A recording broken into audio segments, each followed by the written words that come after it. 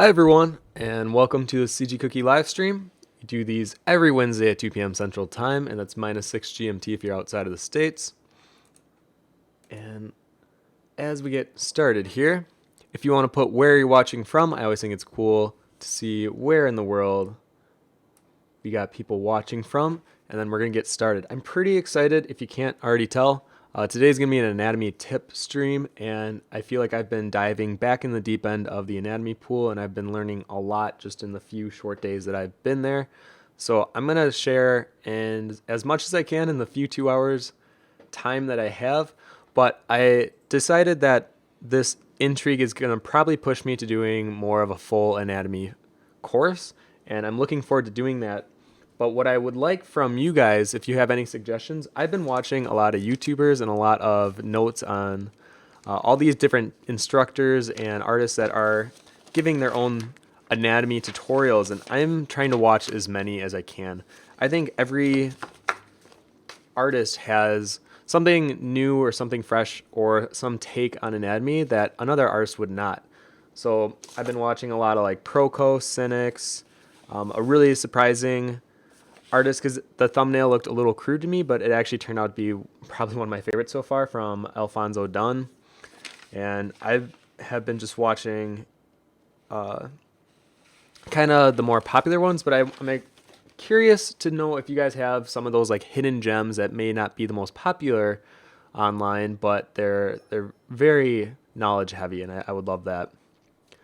Gypsy says, could you create a YouTube playlist on the channel for us to watch? Absolutely. Yeah, I think I am going to do that. So the ones specifically that I recommend, and I'm going to recommend a few on this stream, and I'll make sure to post it on the community forum post for this stream. Now, something also important to note is next week there will be no stream. So let me repeat that. Next week there will not be a stream. Not because I'm taking a vacation or anything, but next Wednesday we are hopefully launching 6.0, which is the new upgrade to the CG Cookie site. And this has been something that I've been excited for because I think as artists we like to go to websites that are more visual heavy. And I think 5.0, the current CG Cookie model, lacks a little of that, but we're bringing it back in full force. So for those of you who kind of missed it when we went from the last website overhaul, it's coming back, and it's coming back with quite the punch. So I'm really excited for that. Let me see here.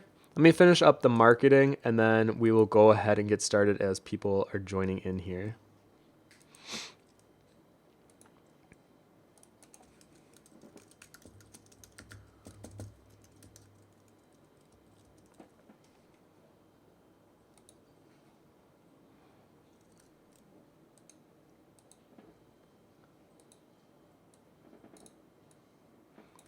And a lot of what I'm going to talk about is I'm going to give some tips first and talk about what I have learned specifically that I think changed the way I thought about anatomy. And then I will do a lot of examples of drawing anatomy. So I'm going to be doing some arms, a body, and a back. And I'll talk about the importance of anatomy as well throughout this entire stream.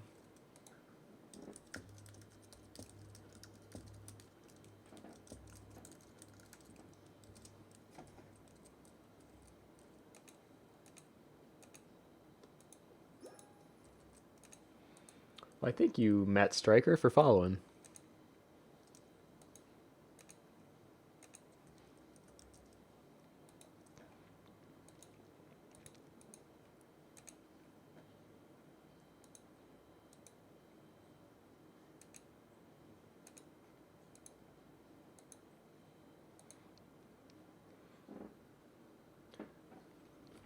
And I think the most interesting thing that I've been learning from kind of reading these other artists' opinions or listening to what they're saying is I feel like I have been taught wrong, or I was taught a very crude, simplified version of how to look at anatomy, and I wish I would have thought about it in a more deeper or in a deeper context than what I was given. And a lot of it was very oversimplified, which is great for capturing motion, energy, and gesture. But when it comes to really understanding anatomy and how to work it in a drawing or on a character, I feel like my teachers kind of skimped over it, and I was a little upset, admittedly. But that's why I want to share with you, just as a fellow artist, to my peers, on things that I have learned and things that as artists we find or at least I found important, and I think will help you with your own drawings.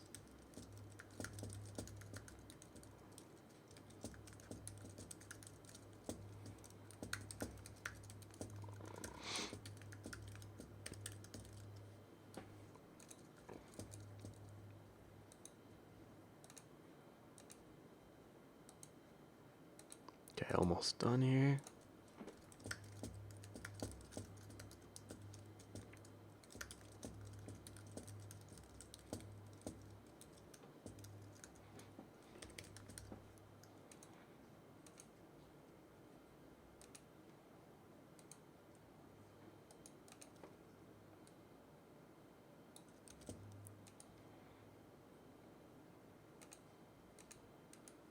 There we go.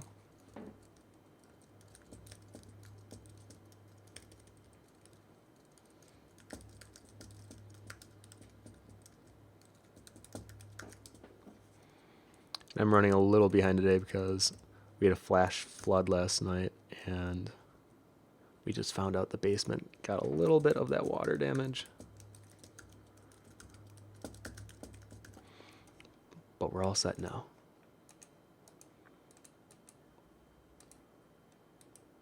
Okay, we are good. Okay, so I'm going to do my quick shoutouts, and then we will go ahead and jump into this. So, hello, Resinope from Venezuela, Auxilian from Italy, Brandy Fitz from Texas, back again. Well, welcome back. Famira from Spain, Miguel from London, Ushi from Chicago, Zane from Ohio, Miss Chibi from Michigan, Mile Art from Exact Coordinates, Luabella from Cheshire. I don't know why I can't say that correctly. Christy from Oregon, Lady Coyote from Texas. Christy, thank you. Yeah, they're new. Matt Stryker from Milwaukee. Well, hello, fellow Wisconsinite. Dynamic is asking when will the contest be launched. It will launch in August, most likely.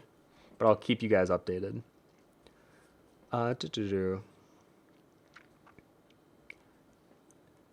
Ella from Sweden. Tijel from Belgium, I assume.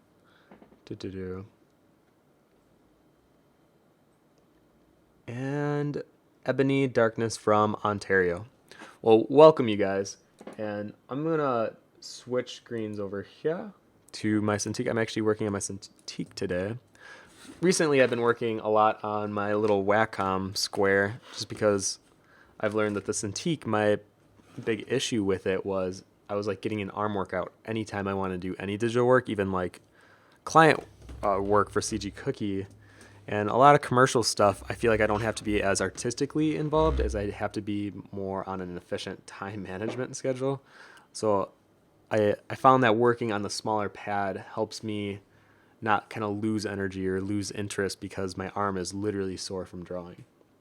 And also, you know what? I think it's important to note, I'm going to switch so that you guys can see this better. This is the book that kind of started a lot of me further going down this rabbit hole. It kind of started earlier this week with me wanting to just further understand how to draw characters. And I felt like I had a good sense of anatomy, but I feel like there's always more you can strengthen on. And it's definitely proving that thought was proving to be right as I keep going. But this book is fantastic. I actually read it from start to finish the day I bought it. It's called Figure Drawing for Concept Artists by Can Muftick. And the page that I flipped through when I was at the bookstore, you guys are going to think I'm so dorky, but I actually highlight things that I find important. I feel like a student again, or like a student in school. But one of the quotes was talking about the traps of digital art. And for those of you who have been coming to my streams recently, or at least in the last 6 months, you may have heard me talk once or twice about how I feel lacking in digital art. And the quote that he puts in this is so perfect because it kind of sums up how I was feeling.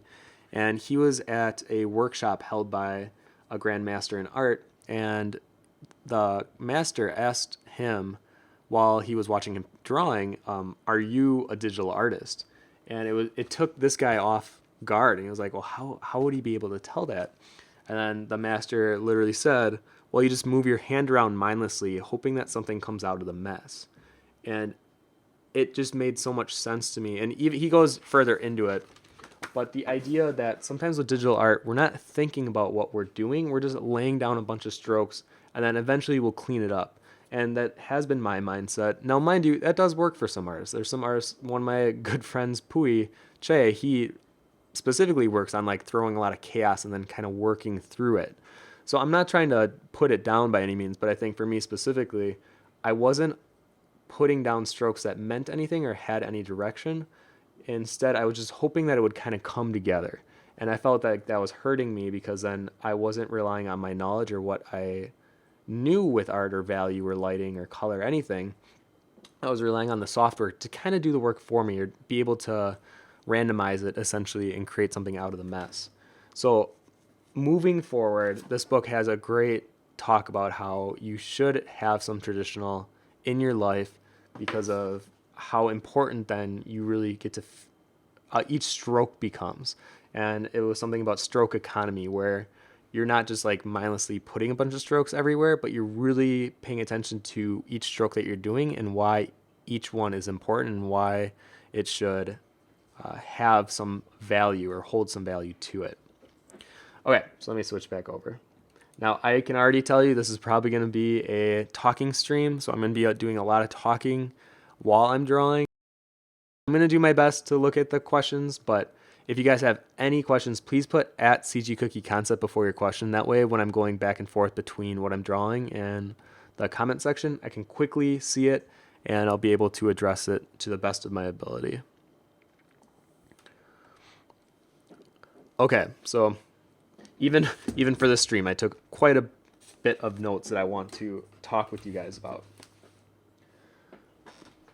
And I think for some of these, I'm actually going to write them down along with saying them, just because I find them so important. Okay. I'm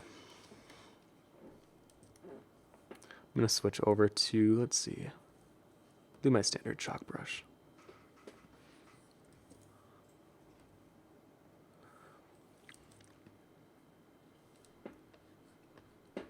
Ooh, no, I don't like that. Hold on. Oh, this isn't my brush. Hold on. Let me switch to just a circle hard edge brush. That's, why is it so... Oh, okay. There we go.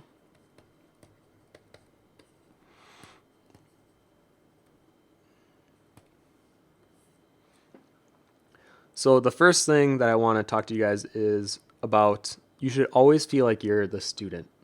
Never, ever, or try your best never to just rely on what you already know to continue to create new things. I think you should always be, at least now that I'm kind of in this habit, or now that I kind of refound my love for learning, I think every week you should try to do something different, even if it's small. It could be something as simple as really looking at the back of an elbow and trying to capture the dimples on either side. Something very kind of specific and obscure, but something that you can really focus in on and do your best to understand. Because the more that you do that, that's what you call learned strokes. And essentially what that means is whenever, like, let's say you're drawing a character, and let's say you did do a study of the elbow. From that point forward, every time you go to draw a character where the elbow is in plain view, you'll know how to address that area without reference. I always think having reference is good, but you can move faster because you did that focused study. And the idea of doing focused studies is if you do enough of them, that you can kind of go on autopilot. You can rely on your visual library and what you already know because you've done the training, you've thought about it.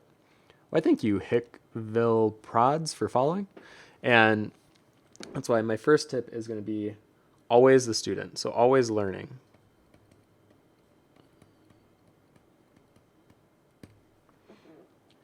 And the kind of to pair with that is I feel like you have to have the right attitude.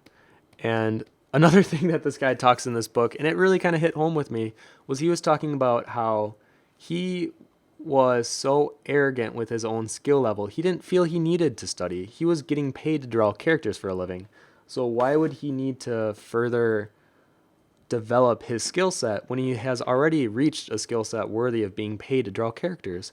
And sometimes I admittedly have felt that with even my job now. I feel like I have enough knowledge of anatomy of characters where why would I need to continue it when I can rely on what I know? And that's a horrible, terrible mindset to have. And I'm telling you this right now. Don't follow that mindset. And you'll see it. You'll see when artists go on like a learning curve, they start really progressing and then they plateau. That plateau is when they feel comfortable. They reach a point where they feel satisfied with what they learned or what they're outputting, and they just skate that for as long as you can. But what they don't realize is it's not a straight plateau. It's slightly downhill. It's kind of like if you guys ever played The Sims, your relationships with people, yeah, you can build them up, but if you don't talk to them, they kind of slowly go down. I guess it's like real life. And it's same with your skill sets. If you can get to a point, yeah, that's great, but then if you don't keep improving, it'll slightly go downhill. I don't know why I'm doing this with like hand motions when I have an entire screen right in front of me. So essentially, this is like the learning section, and then you reach a point, but rather than continuing it and becoming like a better artist, you're like, wow, I've reached, and if like this was the satisfaction amount, I passed my satisfaction amount of what I'm able to produce. But now I'm just going to skate on that. And guess what? It's going to slowly go down. And eventually, you're going to hit that point where you're not so satisfied anymore. And you're going to keep getting worse until you feel the need to start doing this again. It's like you're reminded of how important learning is. And that's when you go right back up. And then you kind of do the same thing. Now, as artists and as humans, we kind of tend to do that where we get comfortable and then we rely on that for as long as we can. I am here to tell you to get out of that funk and push yourself as much as possible because you don't want to be seen as one of those artists that just plateau. And you see it with artists. I'm not going to name names, but you definitely see it with people that it's more than just like a month or 6 months. It can be years where you can just tell they are coasting and they are coasting hard. And you don't want to be one of those artists because then you're not growing. You're more or less relying on what your past work has done and your past learning experience has carried you through. Okay, moving forward. So I wrote down attitude. So the next thing is the digital art trap. Now, I kind of explained this already, but moving forward, what am I mainly trying to say with this? Digital art has this weird thing where it is more of like an elevator rather than stairs.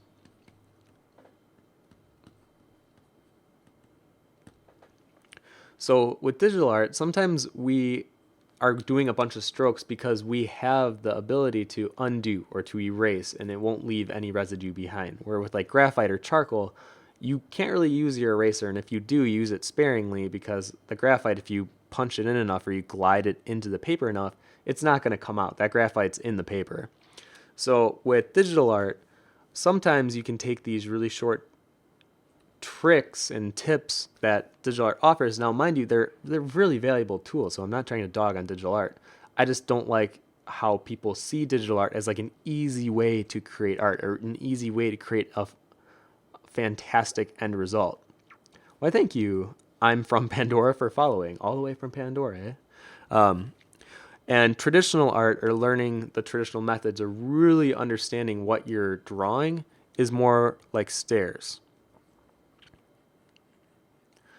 Now, the difference is you'll get to the same spot. So both artists will get to the same point, but the one that took the stairs will feel, one, more fitter because they trained and they got their way up there and they had to exercise. And you feel that hard, and it's hard work especially if it's a tall building. Like, it's hard work to get to the top, whereas an elevator, you just get in and, on the way up, you're mindlessly doing probably nothing. And at the end, you can kind of get the same result. Now, I can always tell a difference, and I think people that have more of a visual eye can tell the difference between someone who really understands something like anatomy when they're drawing. But with digital, since you can push and pull and move and like use reference or draw over a picture, there's a lot of shortcuts that you can take with digital that you can't necessarily take with traditional as much. So here's my advice with you. I think digital art's great. I think it has the most functionality than any other medium out there, but I do not want you guys to skip the really understanding the fundamentals of art. So really taking the time to understand value, lighting, color, and in this case, anatomy. I think it's good that we can do like quick gesture strokes and then lower the opacity and continue that process over and over. But what in a lot of these books that I'm learning, especially with figure drawing books, they're talking about how each stroke should really have some importance or value to it. So you, rather than just mindlessly going, instead, maybe take the time and each stroke that you do, really think about the way it's going to look, where it's going to lay on the body, and what you're trying to recapture based on the image that you're looking at. And that has really sunk in with me because I feel like with digital, I would sometimes just slop a bunch of values and then blend it together. Why, thank you, Allosin12, for following.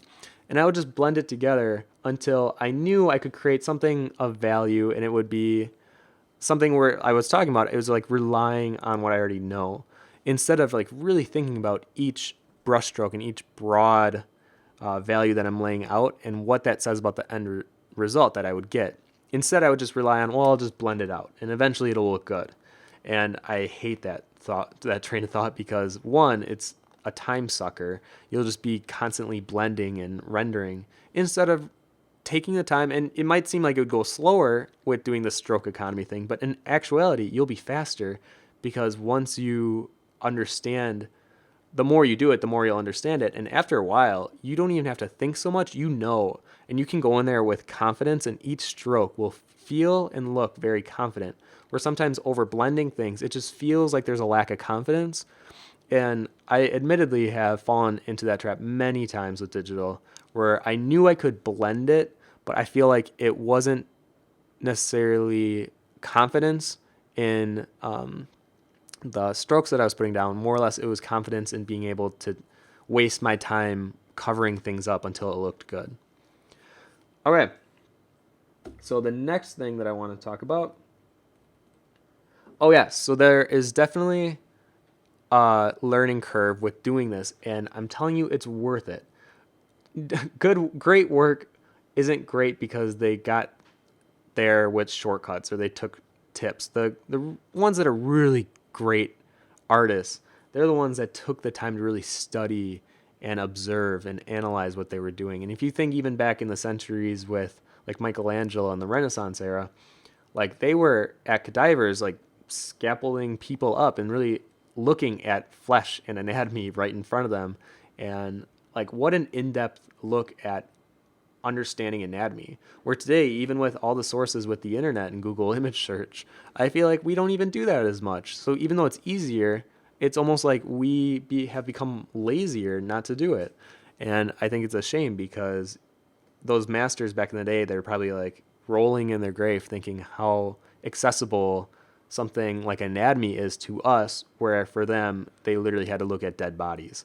And it's something to think about and push yourself. If you feel yourself getting lazy, and sometimes what I'll have to do is just remind myself of the feeling after you do a study, like after you learn. It's such a great, rewarding feeling. And if you can just remind yourself of that feeling before you get started, I feel like it is easier than to take that leap. Okay. And the last thing I want to talk about before I start actually drawing is I've always kind of had a beef, or kind of I don't want to say a disinterest, but I've always had something against spit painters. I think that a lot of them are really great because they understand fundamentals so well, and they're able to reproduce it in such a short amount of time. It's not the fact that I don't like how they produce their work. It's more or less, I don't want younger artists thinking that that's the way to create art. What you see is the end result of like something that took them 30 minutes and it's a beautiful landscape with a battle scene going on. But what you don't see is the hours that they spent really understanding the fundamentals. They really take the time to understand lighting and value. And I think it's like false advertising for younger artists to think that it has to be quicker to be good. Because if you really take the time, and if you really kind of understand what you're drawing, you will become faster, but it will be slow at first. And I don't want to sugarcoat things with you guys. I try never to do that, because I think it will hurt you if I am up just here like, oh yeah, just study anatomy for a month and then you'll be set. You'll be able to draw an anime the rest of your life. No, I think this is something that you continually have to practice, especially if you want to be a character artist. So there are no easy ways out of becoming a great artist, and only you can teach yourself. I see too many kids that when I'm talking with them, they have all these tutorials that they're watching, these video resources or these step-by-steps. And yeah, they have like a bunch of books on learning and they've been watching all these tutorials, but they never execute any of what they're learning. And it's like we think that there's some magical symbiosis where we're absorbing the knowledge just because we have watched a YouTube video, where that's not how it works. Yeah, a teacher can point you in the right direction, and that's why there are teachers, and that's why you can learn from people, because they point you in the right direction and they can show you something that maybe you haven't thought about critically yourself, but you have to put the work in to better yourself as an artist. And that's something that I'm going to continue to kind of reinforce with not only these streams, but with the tutorials I'm creating, is you have to do the work. If you want to be a better artist, you got to draw. And it's like as simple and as daunting, like they're at the same time. It's simple because if you love to draw, that should be easy. You should be drawing all the time anyways. But the hard part is, you've heard the saying of like you have to do 10,000 crappy drawings before you produce good ones. And I fully agree with that. So if you want to be a better artist, take it from me, start drawing, draw every day. And not only draw with the mentality that I was showing before, where you're kind of like coasting on what you already know, draw with a critical eye and really look at what you're trying to execute and better yourself with each and every drawing. So if you want to be a character artist, because that's what I feel more comfortable doing, and I feel I have more knowledge to share on that, then if you're drawing a character, maybe on the next one, really emphasize where their hand placement is and really make it maybe come towards the camera a bit, really push yourself to understand perspective a bit more.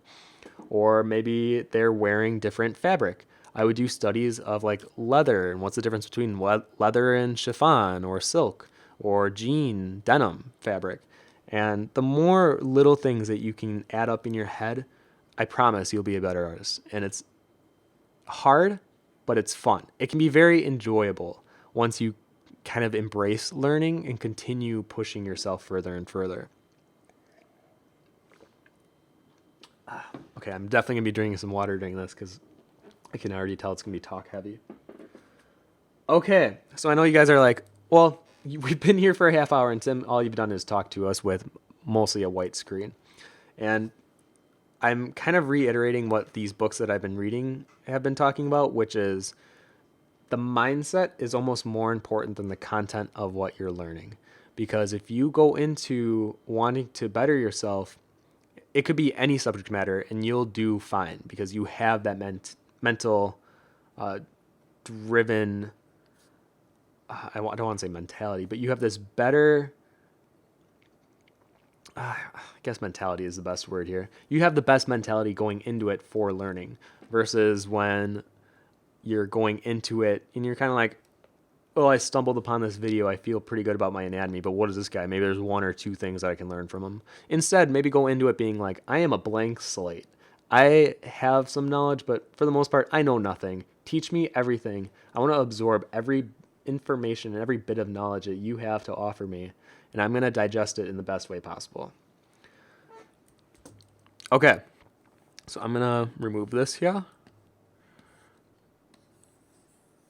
I'm going to start doing some examples. So I guess, you know what, let me look at some questions here. Luabella says, draw what you see, not what you think you see. That mantra has been drilled into me since I was in high school. That is fantastic. Actually, I love that. Draw what you see, not what you think you see. I've never heard that one before, so that one's great. I'm going to keep that one. Chrissy says, I feel like that's where I am currently, the downhill point, but it's mostly with the digital aspect. I get frustrated with how my digital artwork turns out that I just stopped drawing digitally. So I make stupid excuses for myself saying that it's my software, it's my equipment, so I'm currently stuck in a frustrating loop. Man, I feel I relate to you very heavily. And part of the thing is, it will be frustrating. And those are the hurdles in our life that we can look back on hindsight that we'll be really glad that we hopped over. Or we'll be really disappointed because we felt like we stopped. We weren't able to make the leap, and we're just stuck at that hurdle. So I'm telling you this now just because I feel like I've gone through this digital art rut, or I had been. Change it up completely. Try to throw away the old process and technique that you've been using and try something completely new. Look on YouTube and look for whatever style you're looking into. So like for me, I was really into like Cynics or, I forgot his name, but I'm using his brushes. That's terrible. But there was this another artist that I really respect, and he treated digital more like an oil painting. And I love the look of oil painting. I've always been intrigued by it. So I tried his method. And it was like, it clicked almost instantly. And I was like, man, why have I never tried this before? And a lot of it was because I was just relying on what I already knew. And I thought that was the only way of doing it. So I'm telling you this now, please, please, please go out and try something completely different from what you normally do. And in your mind, think of it as a throwaway. You don't care how it turns out. It won't be posted on social media. This is for you. This is only for your eyes only, and for you to grow and develop as an artist. And even that might be frustrating. I know. Trust me, I know. But it will be worth it. So take your time, push yourself, and it won't be maybe on the first or 10th try. It could be on like the 30th. And I know that sounds overwhelming because it is. So I'm here to help you though. Hopefully I can continue to inspire and push you along, because I think that helps having other people kind of hold you responsible. Ushi84 says, have you ever heard of the artist Adam Warren? I have. He's a comic book artist who has been dedicating his Instagram to building his visual library and anatomy repertoire. He's been in the industry for decades. I believe I follow Adam Warren. He's definitely more of a comic book artist, and I definitely appreciate what he does for the community. If you really look at his posts, he definitely is more of like a teacher mindset, and I do like that about him. Luabella says, talk about being art teachers. I've recently been asked to teach some traditional painting workshops in a local cafe, but I've never taught anyone before. Got any advice? The thing with teaching, and the only difference between myself and like you guys watching, is I'm on this side of the screen. But I am an artist. I'm just like you. I make mistakes. I fumble through art from time to time, and I have that same passion for drawing. I have that same passion for creation. And I think that's where we have this understanding between one another. So I think the best thing to do right out the gate is kind of develop this relationship where it's not so much I am above you. Instead, I am your equal, and I am also on this learning journey of creating art. And that has helped me kind of connect with my students when I've done workshops in the past. I definitely let them know that I'm not going to be sugarcoating things. So I definitely have a level of criticism, but I always try to have it be constructive. So be their equal, but be someone that they can rely on to come to for advice or for help or for another pair of eyes to look at their work. And when you look at their work, or if you are critiquing them, you give advice on, one, make sure it's constructive, but also try to kind of figure out the student they are. I've had some students where I've learned to soften my tone a bit more, and then others that I think were a bit too overconfident with their work, and I had to bring them down quite a bit, and I was a little more harsh. But in the end, they really thanked me because they said they never had anyone be so blunt or straightforward with them. And I think that's why you kind of have to have this. I didn't know this coming out of school. I was going to be a teacher, and that was something I had to learn. And it was like, okay, I have to address you differently than I have to address my other student. And that was something I had to learn. But overall, the best thing you can do is have fun. Make the learning experience a fun experience. I can't tell you how many teachers I've had where it is boring and I've actually fallen asleep in their class. And I consider myself a good student. If you can't tell by my book, I like to take notes. I like to really engage in what I'm learning. But man, if the teacher is not excited, it's hard for me to get excited about what they're teaching. So be excited, have fun with it, be at their level, but still be someone that they can rely on for critique as a mentor. Okay. So let me go ahead and get started here. So the one thing that I've been seeing constantly throughout all of these, and you know what, let me go ahead and download. I forgot to do this before I started, so I'm going to do it now while I'm talking.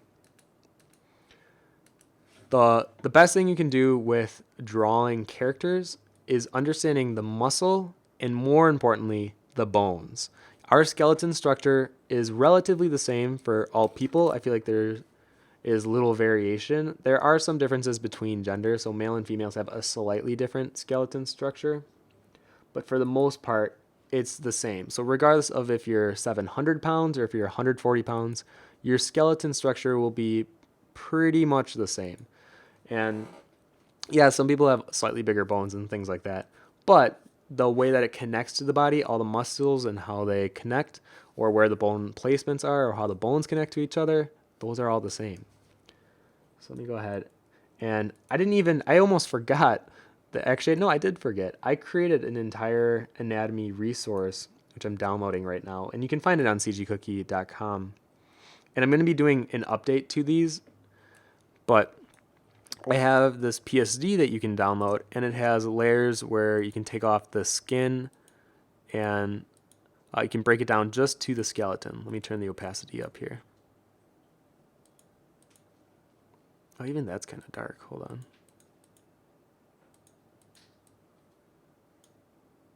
There we go. Hopefully you guys can see that.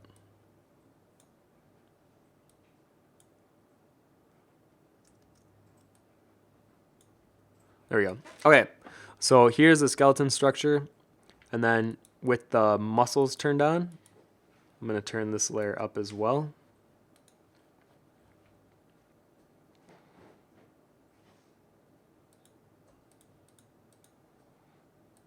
I don't know why these are looking so light on my screen. Hold on. I'll just make a duplicate layer of that.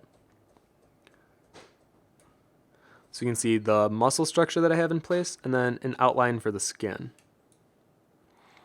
And like I said, I'm going to be updating this to do a male and a female one, but what I thought was important, at least for this stream, is I'm going to bring over my bones into the practice worksheet here. So I'm going to bring the bones over.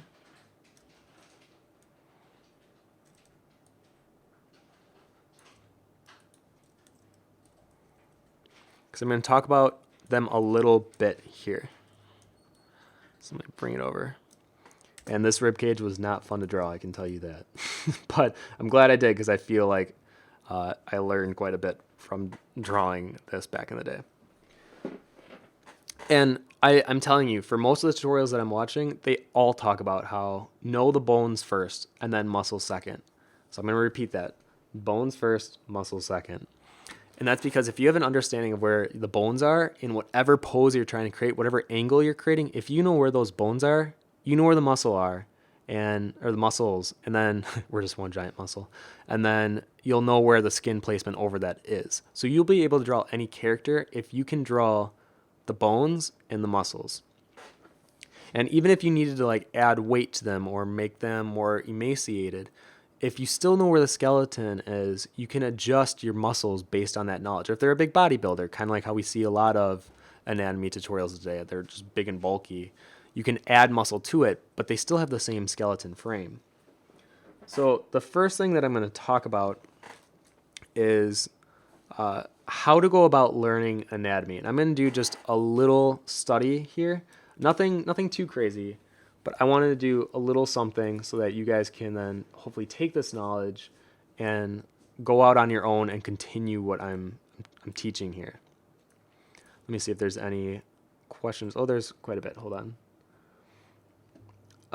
John Straba says, do you use bodies in motion for anatomy reference? Yes. Yeah, I think having both is good. And I'm going to talk about that. Actually, one of the tips I have written down is talking about bodies in motion. Rather than drawing the motion that they currently have displayed when you're doing your gestures, draw the motion of where they're going rather than where they are. And that will help your figure feel more dynamic and more in motion if you kind of think of the process being continued into whatever their action is. But I'll talk about that more when we're actually doing gesture drawing. Because the first thing I think is important is to learn how to learn anatomy. And this is kind of an introduction, I guess, to how to go about doing it. So, one, I think you should study the skeleton. Really look at some resources. The best one that I have found in terms of understanding the skeletal structure, or at least how muscles lay over, is actually the second anatomy video from an artist named Alfonso Dunn. Now, I clicked on his video, and the thumbnail looked a little crude to me. It looked just like micron pens. And wow, was I judging a book by its cover, because the information that he gives is really valuable, and I felt like I was unfairly looking at these pens in the way that he recorded it, and shame on me. And he has a lot of great advice, and he understands where the muscles connect on the body. But not only that, the way he addresses it to the people watching is so easy to understand and navigate that it kind of changed the way that I'm thinking of how to recreate tutorials. Instead of like trying to get it all really fast and have them understand as much as they can in a short amount of time, take it slow, break it down to a visual point where it's easy to understand and look at and be like, okay, I can understand how that muscle connects and how that next muscle overlaps it. So I'm going to be doing the pectoral muscle and then the deltoid on top of it. And I'm going to talk about how it connects, and I'm going to break it down in kind of a similar way he is. So once you know this area, go about learning the rest of the body in the same manner. So I'm going to go ahead and draw some of this out. Okay, so like I said, let's talk about the pec and the deltoid. And thank you. Oops, I'm going to lose it. Thank you, Margaret, for following. I think that was it. Okay. So the thing that first blew my mind is before I do the pec and the deltoid is with your bicep and tricep. I don't know why it never occurred to me, but the bicep is split into two because it's bi, and then the tricep are split into three muscles. So that's why it's tricep. And if you look at the actual anatomy of a bicep and a tricep, it's really easy then to distinguish the lines that separate them, and you'll understand how to draw them further if you know where their connecting points are. So let me talk about the connecting points for the pec muscles. They start on this center of the rib cage here, and the muscle goes up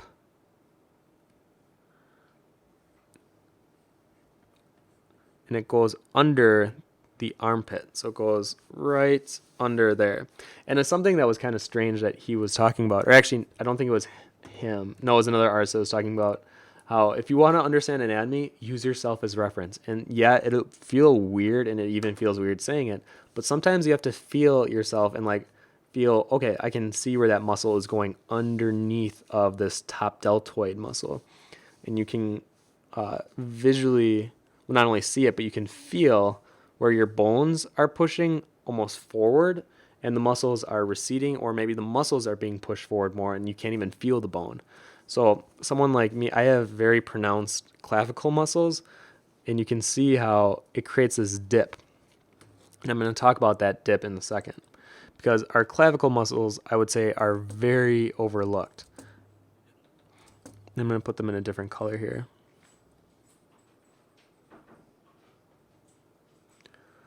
And from a top view, it's like a triangle. So this one is here, and then you have another one on the back, and from the top view, it's a triangle, and that's what creates this crevice right there. Now, the bone is actually on top of the arm bone. So where the clavicle ends, there's this other little bone, but it's kind of in that same area, and it's a point where your arm bone sits under. So something that was always weird for me to understand was the clavicle bone is actually above your arm bone, where I think a lot of us sometimes think when we're doing like our quick sketches that they kind of all start in the same spot. Like if this was our head, that the clavicle and the arm, they just, maybe the clavicle is shorter and the arm starts above, like here. But in actuality, our clavicle muscle goes above this point. And that's why you see that triangle from sometimes from the front because our necks are slightly bent forward. All right, anyways, with our, let me go back to, because I feel like I have so much knowledge that I've learned in the past few days. I'm trying to spit it out, but I'm going to try to be cohesive here. So with our pectoral muscle, it starts from the rib cage and goes underneath of the armpit. And then it connects right there. So these are the 3 points. And then with our deltoid, which I'll do in blue, our deltoid muscle actually connects to our clavicle muscle and goes,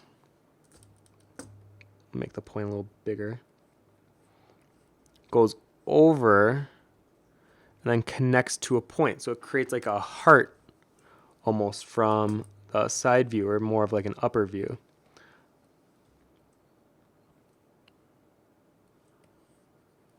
And this would be on the other side. Then it keeps connecting, and it goes to the other side, like that.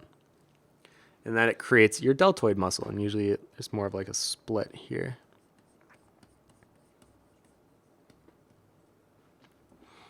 And then that's where you'll see this back muscle come in. Let me do a different color. I'll do orange. You get some of your traps that you see. And that connects to the back clavicle muscle. And then you get your necks. And like the more that you do muscle studies and anatomy studies, you'll see how everything connects to one another. And once you start doing one, you'll know where another one goes. Because then the bicep is here. Same thing with the points. And then you actually have one that wraps around. And then you can kind of see some of the tricep from here. So I would practice on a skeleton and just paint up the different muscles. I think it's good to either follow along with an explanation video, but this has been very helpful for me understanding where the muscles lie, where they connect, and how they either lay on top of each other or underneath one another. Okay, so I'm going to erase that. Let me do one more example here.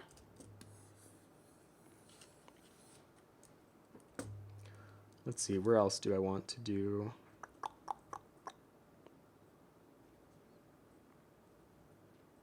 I guess this would be a good one. I'm doing this more on the memory that I have from watching these videos. Here's the deltoid, or the pec, deltoid again. So another one would be like your rib cage. And then actually this would go a bit lower. Your abdominal muscles. So we all think we kind of have a sense of what abs look like, and we see like these squares going down the center. But I think it's important to not only do those muscles, but then also doing the obliques and the muscles underneath. And it usually creates, let me pull up a better reference so I don't just do this blind here, because your obliques create this really cool pattern where they almost look like they're fastened together. And I think this will help you guys if you're drawing or if you're doing these anatomy studies, to include this overlap here. So essentially, coming around the side of the body, we have, there we go. It has this patterning to it. So it almost creates a zigzag. Let me do it in a different color here. It creates this like triangular zigzag, and it goes down the body, and then the obliques connect to the side, and they just kind of continue going down the body. So that was actually, it looks a bit higher than it should be, so this should all be a touch lower. But those are one of those muscles where once you know it and you understand where they are placed, whenever you draw a body that shows the torso off, you'll always kind of hint at those muscles. And that's good, because the more subtleties you have with your understanding of anatomy, the more realistic your end result will be. Okay, so what's my time like? Oh, we're already an hour in. Okay, so the next thing that I do want to talk about then, and I'm just going to kind of implore you guys to then take this further and either download a skeleton or even create your own and start learning where the muscles are. And I think you should do it on the front, side, and back view. But it's good to note that, yeah, it's great if you have an understanding of where those are from these 3 very common poses, but then challenge yourself, find a skeleton at a weird angle and try to do the same where you're painting the muscles on again. And do it with as much clarity as you can possibly do in the end result. Okay, let's see here. What was the next thing I wanted to talk about?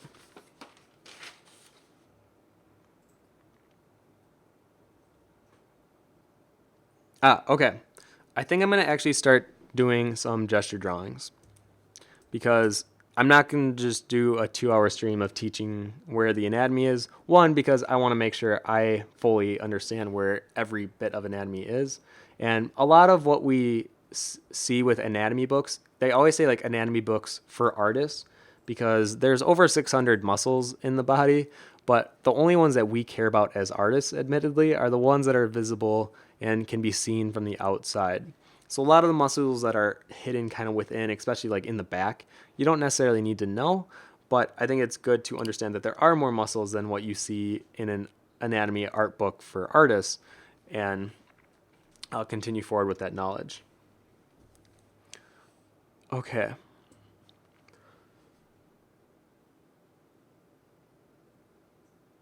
Yes. Okay, I'm going to go with some gesture drawings here.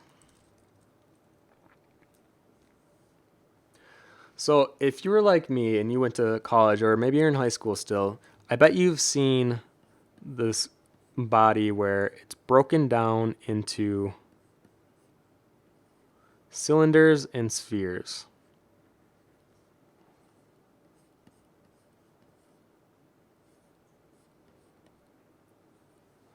Like here's the hand, here's the head. It's kind of like those mannequins that you see in art that you're supposed to study off of. I was taught this way and I thought this was the correct way to do it. This is driving me crazy. I am so against teaching someone the cylinder and sphere method that this is probably one of those only teaching methods that I always recommend trying out all of them, and I believe you can learn something from everything. This is the only one that I feel like hurt me when I was doing my own characters. So I refuse to have this be the standard at which I teach how to do anatomy or characters. And the reason for that, and you'll see it shortly, is because then I feel like a lot of our characters become these very smooth cylindrical beings, and we're bypassing all the little nuances, and what makes people really look like people are the angles that are within our body, not just the curves and soft areas. But with cylinders, I see a lot of artists then like lower the opacity and they'll draw over it, and then you see a lot of like these types of bodies.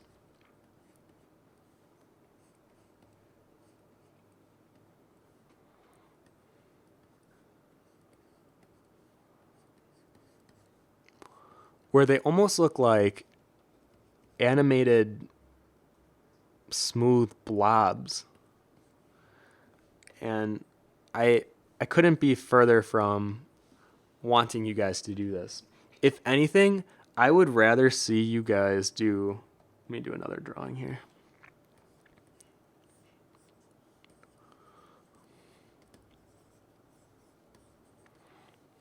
So if anything, I would rather see something like this.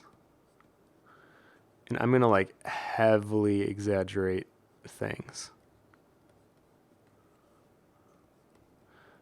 And this one might even look a bit zombie-ish, depending on how much I exaggerate things.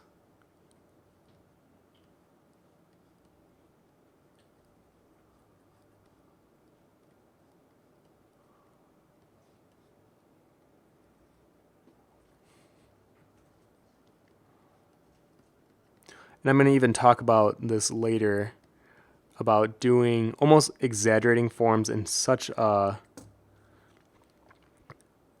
I don't want to say animated way, but in a very pushed and pulled, exaggerated way.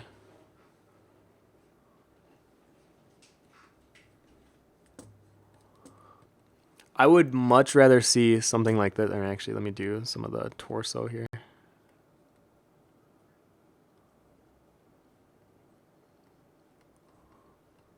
So I would much rather see something exaggerated, pushed and pulled, and almost weird and boxy looking than something oversimplified to the point where they don't have any character and they're not interesting to look at.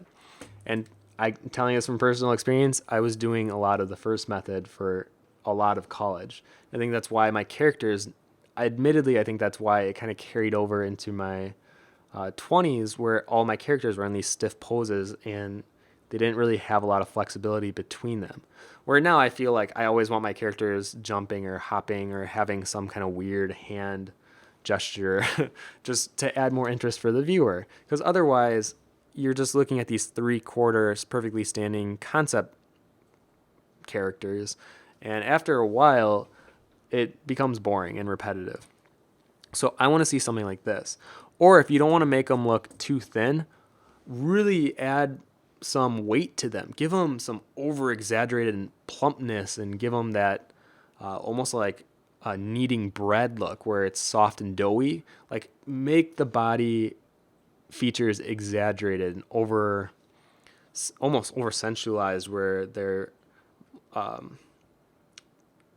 just pouring over themselves. And you'll see it a lot with like the Michelangelo and Raphael studies of life drawings. You can tell that they're quite exaggerated. They're not so much realistic, but they have so much confidence that they're able to really push and pull and exaggerate things to be more interesting for them to draw.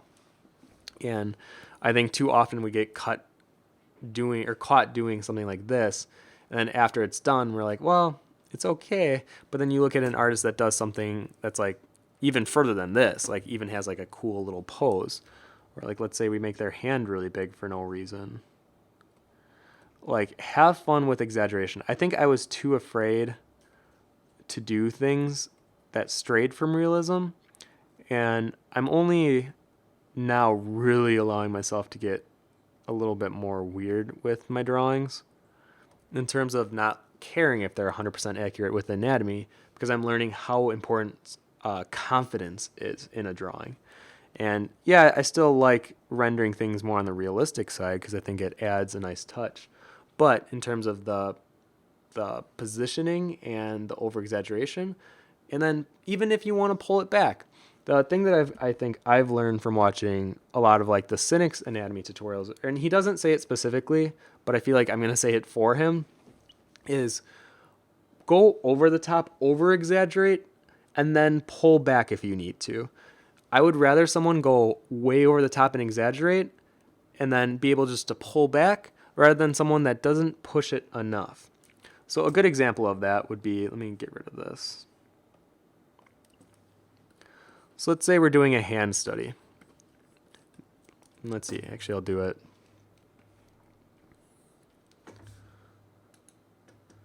I actually took some pictures of my hands for the stream, so let me go ahead and open those up.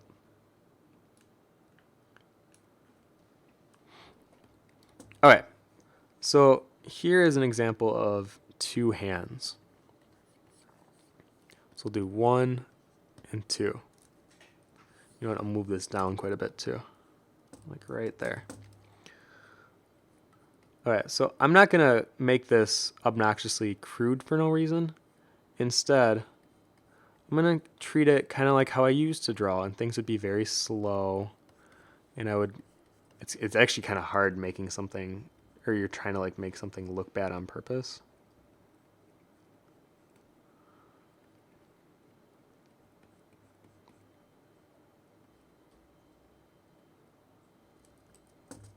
Make this one just a touch longer.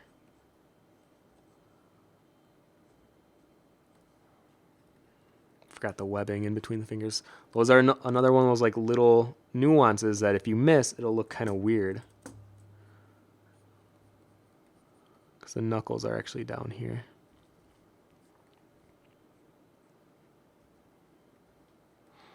And if you want more advice on how to draw hands, I've done so many streams on them. And we did one actually last week. And I would go ahead and watch that. Because if you can draw hands, I feel like your characters become way more eccentric, because then you want to draw hands in like weird poses and push them in the frame in a way that almost accentuates them or shows them off.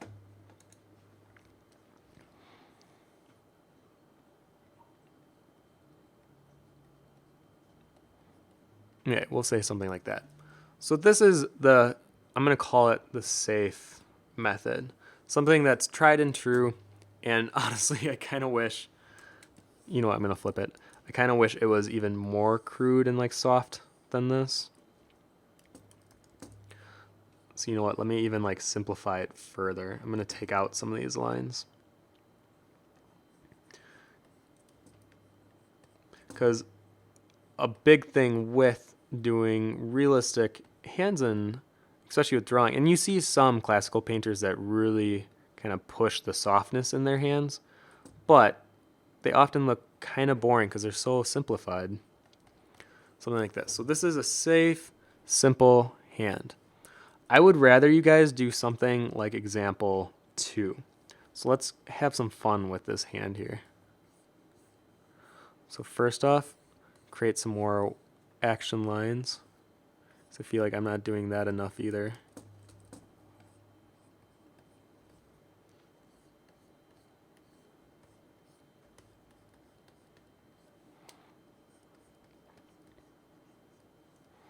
Actually, I'm going to push this lower too.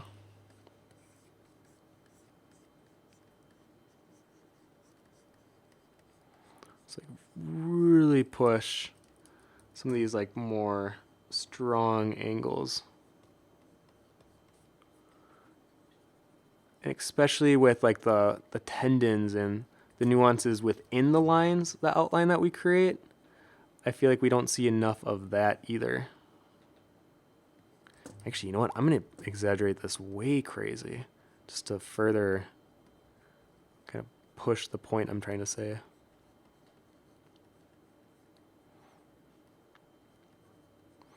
And try to break things down in boxes more so than circles.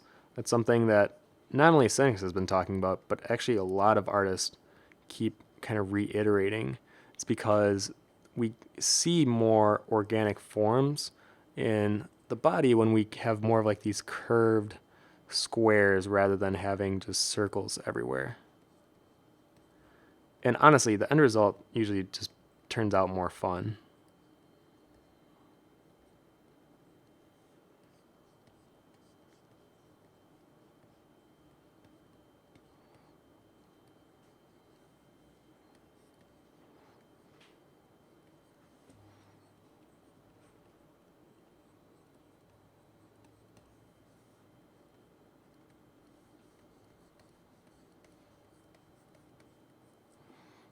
Let's do some kind of like crazy vein work.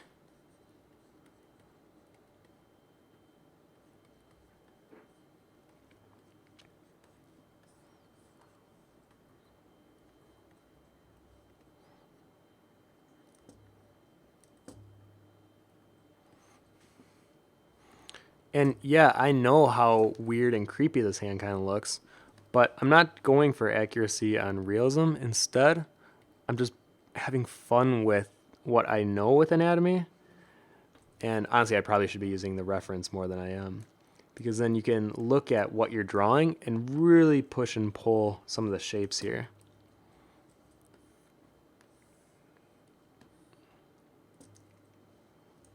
Yeah, like this thumb is crazy out there.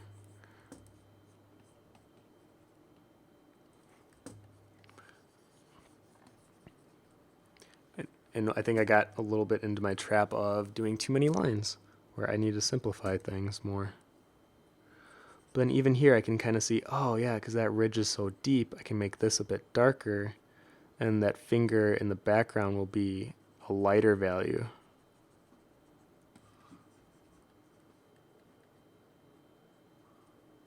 Even create like little divots.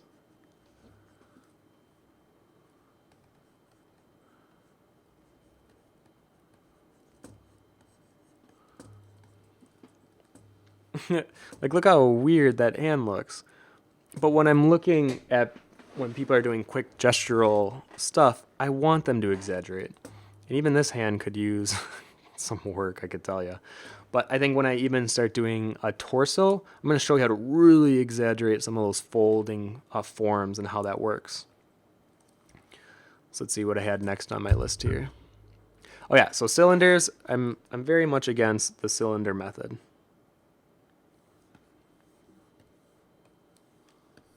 I don't like it. Instead, let me show you another way of going about it. And I'm combining a lot of different ways that I've been watching and just things that I have learned in my past and what I think works and what doesn't. So the thing that I like seeing the most is people that use a skeleton first as their drawing. So in this case, I would say this is usually my standard pose.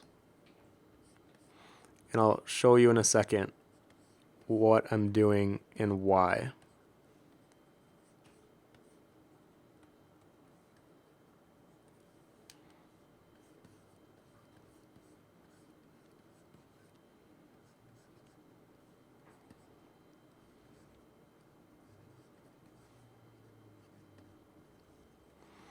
So when I'm doing these quick poses, I'm not having to think so much about where everything's going because I've done characters enough that I've developed the knowledge of like the little tips of proportions and stuff. Now, like I said, it's not saying that I shouldn't go back and always kind of refresh and continue to push myself. But when I'm doing these quick kind of poses, I know where things generally line up. And I usually exaggerate my legs a bit too much. I have like that Final Fantasy curse with me. That's what I grew up with. Anyways, this is a standard, and even actually the skeleton head's way too much for what I start with. It's usually just a circle with like maybe an indication of a chin. But what do each of these points represent, and what are each of these lines representing? So if we bring back our skeleton, I'll make it a bit smaller. I don't think you need to draw all the bones every single time you need to draw a character. And this is where you simplify them. So essentially, we have a point here on either side of the arm where the clavicle is, not the top of the arm bone, but the clavicle. Then we have our rib cage, our head, our hips, which usually you see people simplify in a few ways. People could do rounded discs. I've seen some people do the butterfly method, which is probably actually a bit more accurate than just doing these ellipses, even though I'm kind of used to always doing the ellipses. So you can almost think of it as a butterfly from now on, if you choose. Then the point on top of each of these bones, because you can see the top of the leg bone actually sticks out of the hip quite a bit. There's like a little joint here. So the points are actually more closer to being in line with the top of the clavicle. And then we have another line. I usually do 2 lines representing the bottom leg. And that's the tibia and the fibia. And you can see how it's duplicated up here. And oftentimes you'll see a lot of things duplicated from the top of the body from the lower, especially with the bones. But then even with some of the muscles and how they overlap each other, there's a lot of similarities between the two there. And then you can just make the hands and feet really quick, however you want to represent them in a more gestural stance. We got our spinal cord, and then usually we do a line representing our clavicle.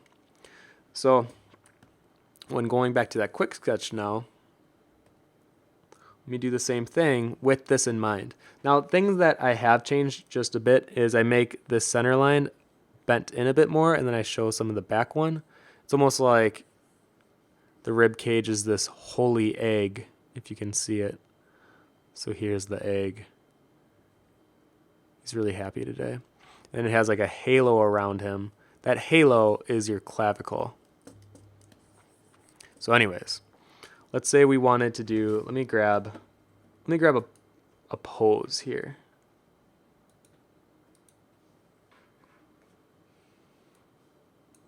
Okay, I got a pose. So let me do that again.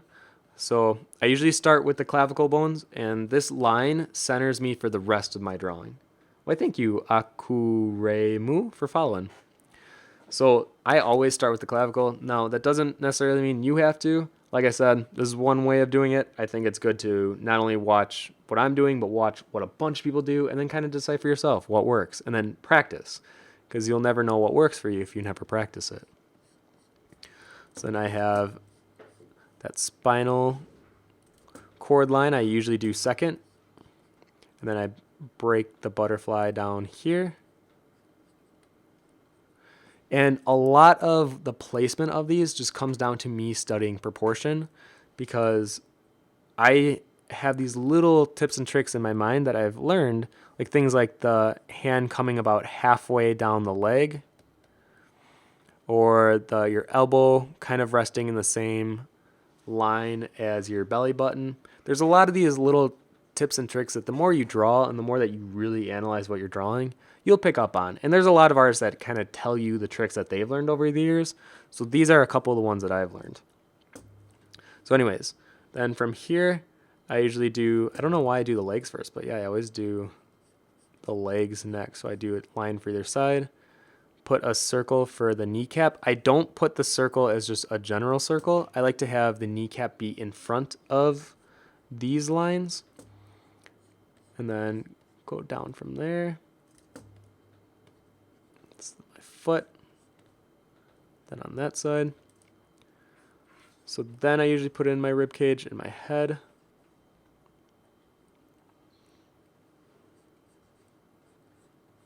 Line, hand.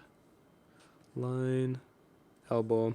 I often don't draw the points for the elbows and the like these tops of the points, these little points, but I think just for learning, I think it's good to reiterate these resting points, because they're big stand. What does Lisa call them? Lisa's our sculptor at CG Cookie, and she actually has videos on anatomy, and she does a woman anatomy from start to finish. And she talks about how she builds up clay in these pivotal points because of how important they are for reference when doing proportions and you're building clay on top. So these points are universal from concept and sculpt, and then even to Blender, for those of you that do 3D. Okay, so that's great. We can do a pose in 3/4, but let's say we want to do something a little more weird. Let's do something more angular and perspective. So make that a touch smaller. So then with my knowledge, I should be able to produce something similar to a pose that I am trying to create here. So let's do the same thing. We'll have kind of like that Spider-Man pose, because that just came out. So we have our clavicle, like that. Our rib cage. And actually what I should be doing first is like a line of action. Something that I was not taught before, and I feel like I need to get used to doing more. So she kind of has like this motion going, and then she has her knee there. So admittedly, I should be doing more motion lines. I definitely don't do that enough. So let's lower the opacity so we can see the points of action, or the points representing our skeleton here. So we got a rib cage again, then which breaks into our butterfly, which is underneath. So you kind of have to think of your figure in a 3-dimensional space. Just one of her legs, kneecap on top. And same with this side, we have the points of the top of that leg coming towards the camera, so it's going to be a little different. And actually in the reference that I'm looking at, it's more low, it's like here. So I'll make the kneecap bigger, kind of representing to me it's closer to the viewing angle.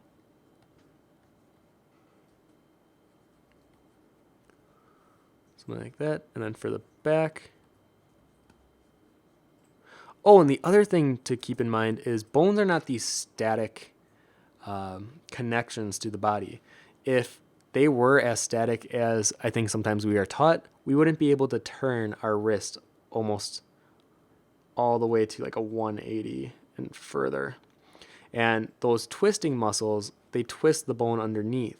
So that's why the second pair of bones in here, that's why they're a little more twisted and you can twist them more. Whereas your bicep, well, I guess you can turn your shoulder and that creates this movement throughout the arm. And I think it's one of those observation things where look at your own body and then turn one section and see how it affects the rest of the arm. Because when you turn your shoulder back, the rest of your arm wants to move with it. And you can see how that turns. So really observe, I know that sounds so weird to say, but observe your own body and see how it moves and how the things connect to one another. So we got that hand back there. Then our head is looking, it's actually like right there. It's looking right at us. Then her front arm is doing some of that motion. So like that. So with your generalized, very simplified version of the skeleton structure, then you would go in and build the muscles on top. And then you can build the skin and then the fabric. Well, thank you, Sad Cube, for following. And you should be able to do a quick gesture of whatever pose you want and capture the skeleton pretty quickly. So now from here, go ahead and hide those. I wanted to talk about, yes. So with our, kind of like my, I really do not like the cylinder method. I'm going to really quickly show you guys another example of,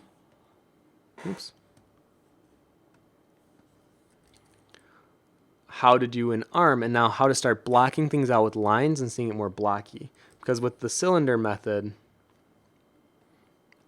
why I have such a problem with it, it's because usually these cylinders are typically near the same size and they're so blocky in not a good way. Let's say that this will just go off screen. So that's the body. So this is supposed to represent an arm. And then when we draw over it, it'll look something like, I see a lot of artists do this, where they just kind of like do these general, and then they usually make like the elbow really thick too. But it's like this. You see this all the time.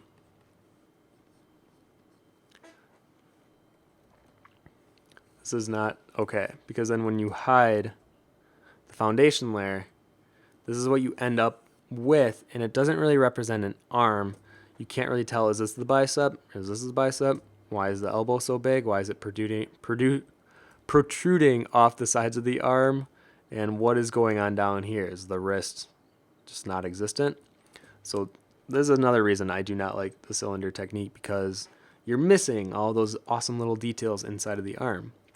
And to kind of prove it, I took a picture of my arm before the stream started. Let me bring it in here. So I specifically did kind of a weird turned pose. Oops, I'm gonna include that.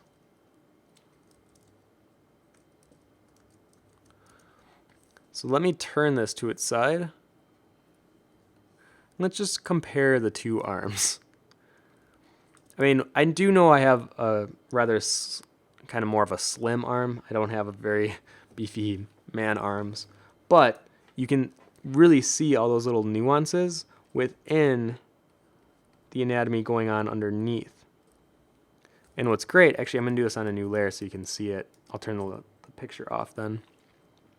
But what's great about using photo reference like this, well, I thank you, Kayets, for following. I know I had to butcher that username, I'm sorry.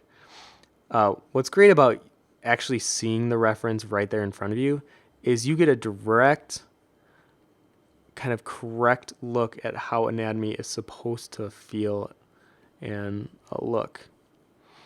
Now, I do not recommend always just painting over reference images that you find online, but I did watch a tutorial that they recommend painting over the suggested anatomy features underneath, because then it helps you to see how much there is going on underneath of the skin. So for that reason alone, I think it actually is a really good tool to do. So if I were you, I would find some almost heavier anatomy reference. I think, while my arm has some very pronounced nuances going down it, I would even look at like a bodybuilder or someone that has very pronounced muscles, or even look at someone of an elderly stage, and really, you can really see some cool shapes and forms going on there, because the skin is sagging a bit and there's more of it, so it like wrinkles on itself, and the muscles become even more pronounced because the skin's able to dip in and out more. Whereas with younger people, especially like babies, everything's very soft and smooth everywhere, and that's why I want to kind of get rid of that method, because that's making everything too simplified and baby-esque, I guess. Where if you really want a character with some character, I would do something like this. So even with me just looking at the arm, I'm just going to fill that in right there. You can see how, okay, now we have an arm that has way more detail and subtleties to it. And this is a more accurate representation of an arm. And one of the biggest differences you can see is with our reference. This deltoid is more pronounced, or this tricep, I mean. And we have this muscle coming down.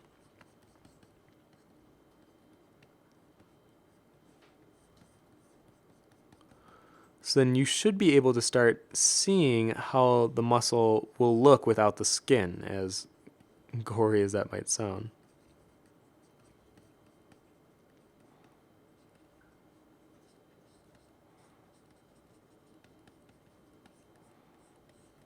That.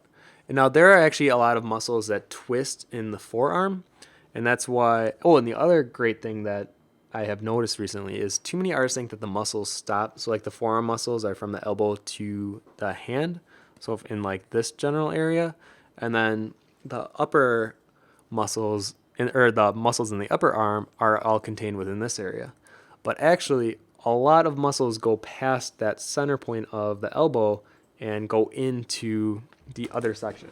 I think the best example is, even if you look at your arm right now, if you look at the top of your arm, there's a muscle right here that goes over and then connects into the back. So it goes right there. And that muscle, not only does it help control the movement, but turning and the tendons within your wrist, but it goes over your elbow, and then sometimes you can see it. I don't have a very pronounced forearm muscle, but it like splits into two, and then these go around the elbow. And then the bicep actually pulls more in the middle and sometimes even a little under. So like right there, you can see how the bicep goes around. So don't just stop the muscles at the halfway point, because that's where the skeleton, the two bones meet, or the three, I guess, in this case. Because actually there are some tendons in there as well, and the muscles overlap them. So it's very complicated, and I think as artists we need to do our best to simplify it when we're doing anatomy studies, or when we're doing our characters. But when you're doing anatomy studies, that's when you really should look into these details and the weird things that we oftentimes miss, and we oversimplify too much, and then that's when we get anatomy that looks more like this rather than something like this. So that is the arm example. Let me move that to the side.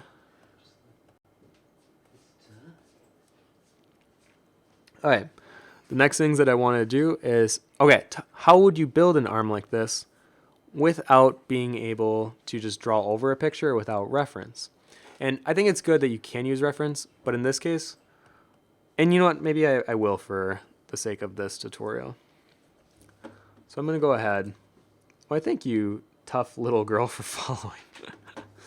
I'm going to bring that reference back in.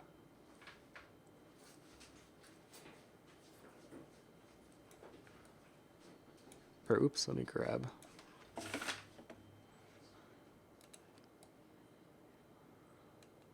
Okay, so I got the arm.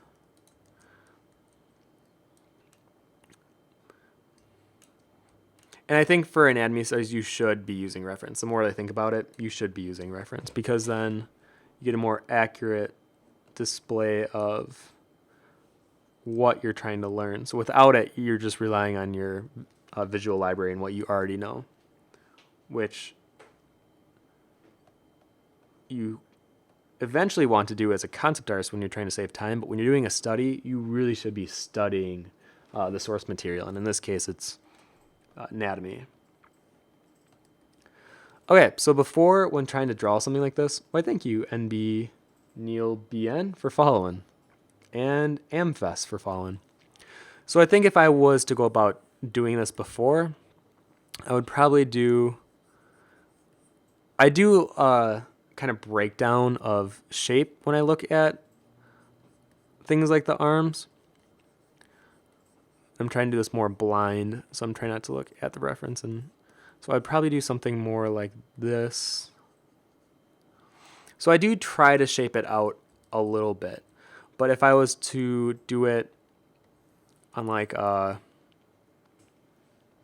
really breaking it down into like the points, I would have my 2 points, my elbow, my shoulder, and the 2 that come down into the hand.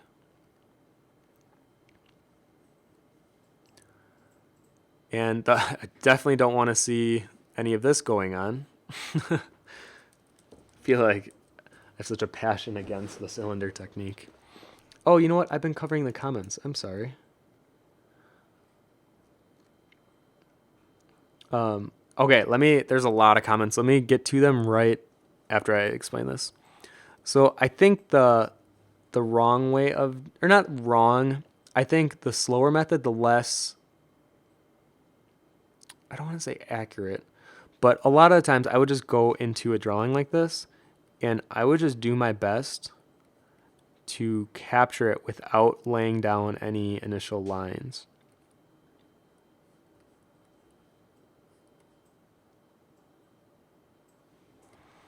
And I would do the same on this side. And I do this a lot, admittedly. I think it just came from the way that I taught myself back in grade school and high school, where my spatial reasoning was more on how I visually interpret the shapes and my spatial awareness from one shape to the next. And that's very important. Actually, spatial awareness is something that a lot of these artists talk about when doing gestures, is not so much having to rely on laying down the skeleton and the muscles for every drawing, but instead you look at the relations between one form from one area to the next. So I got my elbow here. It's going down. Actually, I kind of look how this arm is turning out. It's a bit longer on the forearm side. And this is one way to do it. I don't necessarily want to say this is the wrong way, but I feel like I'm relying very heavily on my knowledge of spatial reasoning to make this happen. And I will come across little areas that aren't as accurate. You can see how my elbow is a little higher and the hand is a bit thicker here. And this line may be too far over. So why thank you, X, for following. So when doing something that's more of a gesture, or when you're blocking it out, the new method that I'm going to start doing is blocking and lining it out. And you see a lot, if you've watched professional life drawing artists work, they usually block things out with like giant triangles, and everything looks like a old polygonal video game type look to them. But instead, I'm going to show you why they do that first and how they continue to break it down. So you start with this very almost like 64-bit looking character, and then you keep cutting into it, and you keep refining, and you keep refining until it has more of those smooth shapes. So let me do this in a different color. This is more aqua. I'll do more of a darker blue. Okay, so if I was looking at this arm, and mind you, I'm going more into like a life drawing gestural approach and method of doing this. So I'm taking a step back and I'm kind of using more of my arm to draw rather than my wrist. And that's something that you hear a lot, but I think until you actually start doing it, it doesn't make as much sense. So let me start blocking it out while I'm answering some questions here. Gypsy says, the best analogy I heard was, it's like when you accidentally turn the heat up too much in the shower. It's too hot, so you turn it back to where you had it, but then you realize, actually, I like it a little hotter than I had it. Yeah, that's a great way to explain it, because when you start over-exaggerating things, and then you pull it back, they end up looking more dynamic because you took the risk of pushing it further and then just pulled it back to be a little more sensible, a little bit more realistic. Where if you don't push it enough, that's where things start looking really stiff. Tanisha23 says, hey Tim, how has your day been treating you? Well, thank you. It's been good. We had some water damage we had a flood warning last night up here in Wisconsin, but other than that, no, it's been pretty good. Yeah, we saw a movie last night. It was fun. So I get to stare at Sean. John Miller says, I never understood action lines. How do you choose the lines? How does perspective affect the lines? Oh, that's a great question. So, you know what? Why don't I start this arm, even though this arm doesn't really have a lot of action to it, well, I guess it kind of has a strong pull down and over. So I'm going to do more research on action lines since they are relatively more new to me. And I'm only going off of what Can talked about, and then what's his name, Provco, talks about in his videos. But a lot of it is you're looking at a figure and you're sensing, where is that motion? Where is that energy going? Well, I thank you, Thalamus, for following.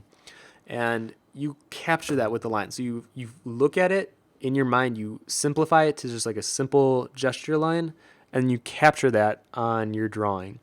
And try to do it in just a couple lines or fewer. Now, let's say this was more of like the body. Then the hand, I could even have more of like an action line going out.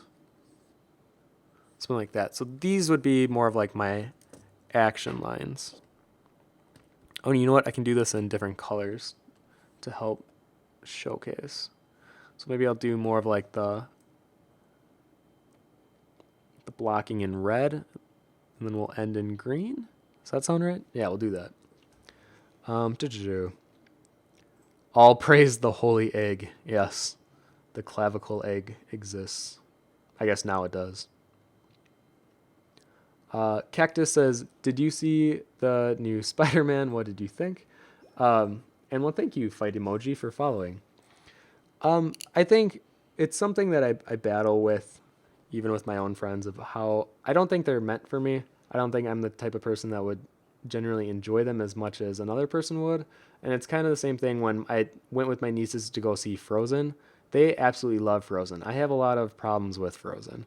But the fact that they were so entertained and they really loved, like, the reaction it gave them, like, the movie did its job. It was entertaining, and it entertained the audience that it was directed to. So I've just come to understand that I'm not the audience. So for me to judge it in a way where I'm just like bad mouthing it or bad talking it, yeah, I think it's just not for me. So in terms of a superhero movie, though, it was cute. I actually liked how quick it was. It was a bit long. It was over 2 hours, but overall, I would say if you like superhero movies, it's definitely worth going to see. Lintastic says, hey, will this video be recorded for later viewing? I know I'm going to watch this again. Yeah, so I put all of the videos, or at least most of the videos. Sometimes I'm like, I didn't really like that one. I don't think what I taught was all that clear. But this one will be on YouTube. So if you're watching this on YouTube now, just disregard what I'm saying. But I always upload it 24 hours after, because there's a thing with Twitch where you're not allowed to do it within a day of recording it. It's kind of strange. Okay, anyways, back to blocking it out. So now I'm looking at generally, where are these shapes within? And actually, I'm going way too small. Let me go more broad. So this is our upper line. This is our lower line.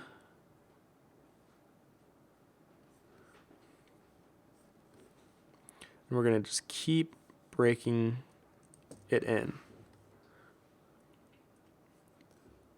So we got this line. All right, so let me turn down the blue lines, our action lines here.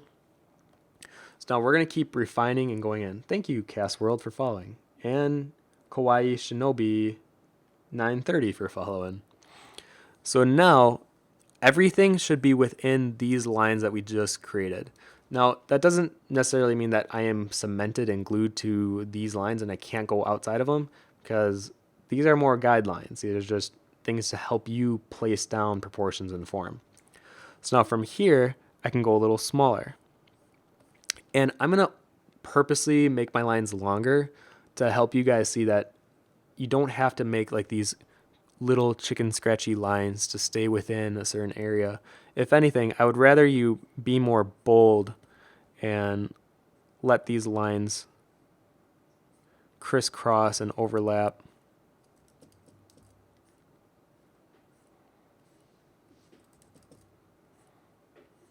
So you can see how that one goes much further in. And it'll make a lot more sense when we start refining even further. Because then I'll point out which lines I'm going to keep and which lines we're going to get rid of.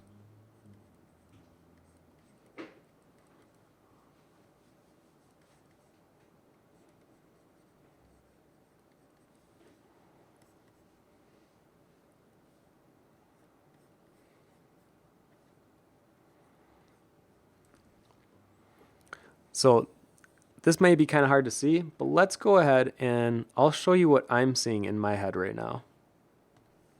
Because there are certain lines that I'm going to be picking up, and they're all based on the lines that I've just created. But it's sometimes hard to see when you have so many. If you're not the artist creating the lines, you might be like, okay, well, I see a jumble of lines here. What the heck am I looking at? So now here,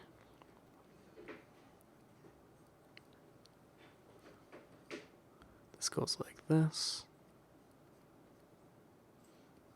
So it's almost like you're picking out the line that best recreates what you're trying to draw here.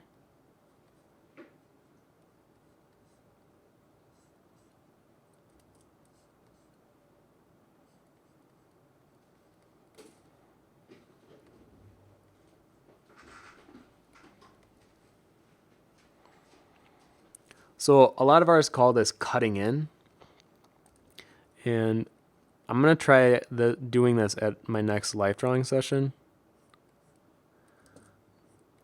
Because as you can see, I'm still a little slow with the method, and I think I can get faster the more I do it, as with anything. And since I'm relatively still new to this method, I think that's why I'm not moving as fast as I think I could. I like to give smaller lines hinting at that anatomy underneath.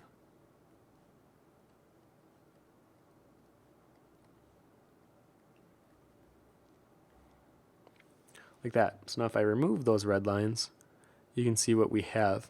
Now, I think I purposely tried to make it a little more bulky just so I could give a better example of it, because I feel like this line that I've created looks almost like a horse leg because of how thin and like weirdly twisted it is. So I try to bulk it up just a touch. And we have the hand down here.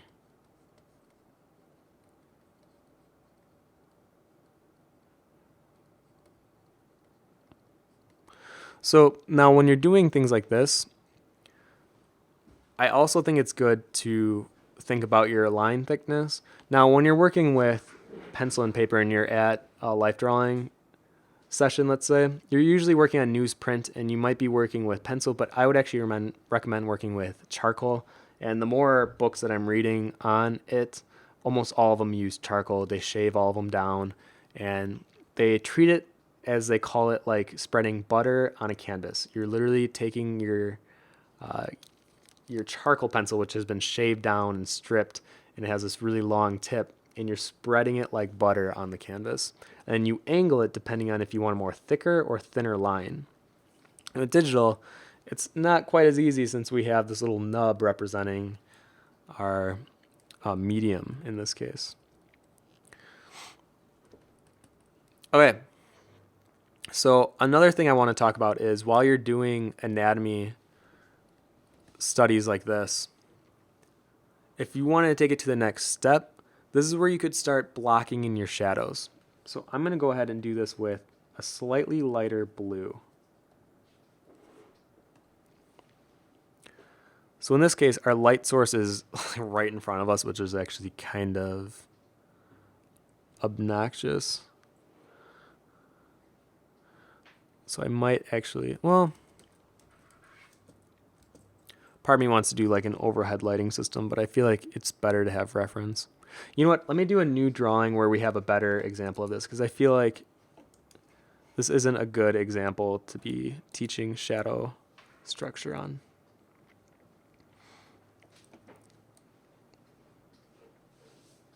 All right, this is better. Let me grab this picture over here. All right, we have some perspective going on, and we got some muscles, we got some good shadows. So this is a better example of what I want to show you guys next.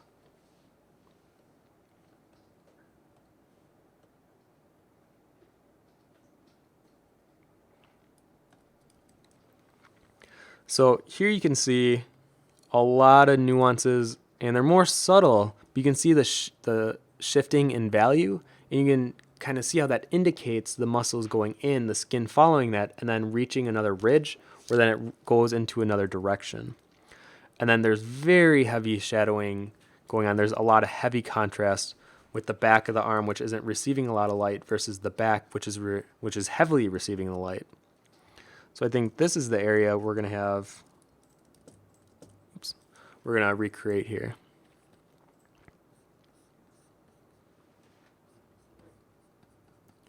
So let me do a quick block out here. I'm going to try another method. I don't know if I want to exaggerate it that much.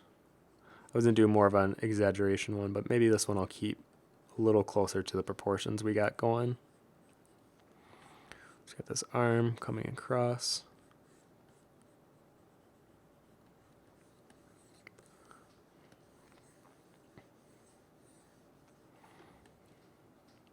Because then during the last section of the stream, I want to talk about the very last kind of good tip that I learned that I think will be valuable for you guys when doing full body drawings.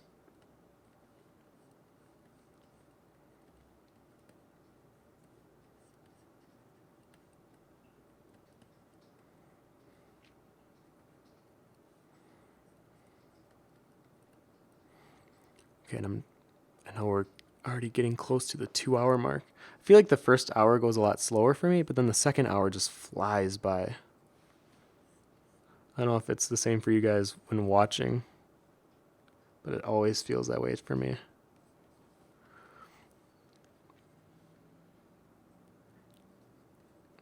Okay, and obviously the back would continue further past what the picture you see.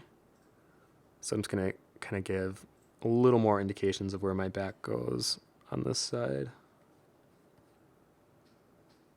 All right, so something like that. And you can see a lot of the symmetry going down the middle line here. So what you would do from here is you would look at where the shadow forms are. I'm going to do this in a different color. And literally just outline them. And this is something that I found out while doing these studies, is a lot of artists are either kind of one or the other. They either have emphasis on structure or they have an emphasis on value. I found out I am an artist that has more emphasis on value.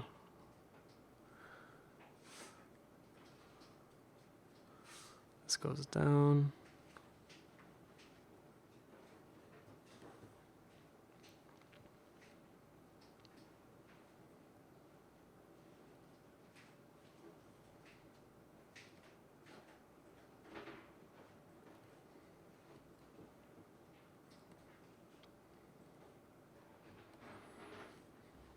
And then back here, it's kind of a flat color.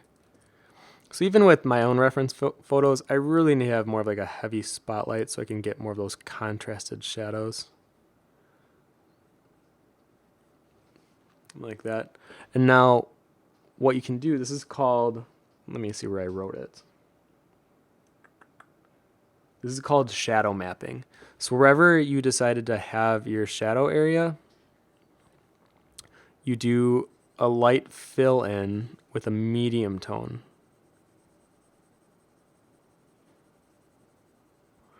And in this case, I like to keep it all in the same direction, in one direction,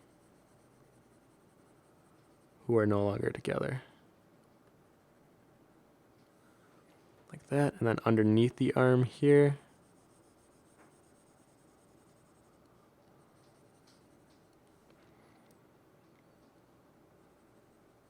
got some going on there. Now if I had my, like a charcoal or a giant graphite, I would do these larger strokes. And I could find a brush digitally that kind of recreates that. And I think I might the next time I do our life drawing class here on the stream, which I try to do once every season. So once every spring, winter, fall, summer. I try to have one specific anatomy class where it's like draw with me and we'll do a life drawing class. For those of you that are not able to do a life drawing class, or maybe you did it in college but you don't have that resource available to you anymore. Well, I thank you, little meme fish, for following. Actually, I feel like there's some shadow work going there. Okay, so you might be thinking, okay, well that looks fine, but I don't understand what's going on here. So I'm going to make a copy of those two layers, merge them, and let's go ahead and just turn down